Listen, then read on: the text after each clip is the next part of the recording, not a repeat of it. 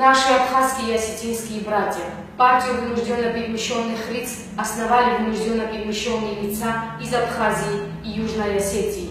Те люди, которые хорошо помнят новейшую историю совместного мирного сожительства между абхазами, осетинами и грузинами.